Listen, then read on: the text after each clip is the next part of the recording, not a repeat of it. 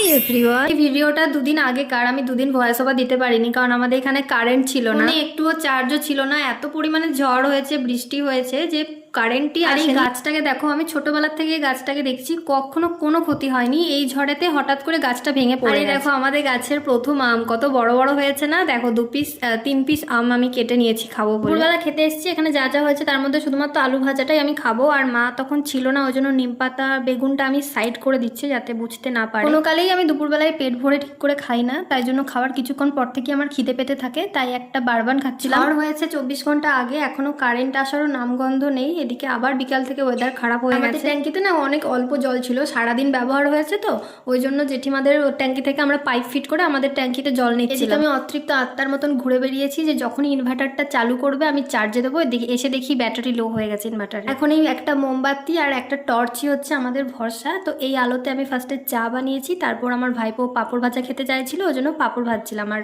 পাঁপড় ভাজা খেতে খেতে আমরা লুডো খেলছিলাম। এদিকে আমাকে পুরো গ্যারেজ করে রেখে দিয়েছে, একটা গুটিকেও বের করতে দেয়নি।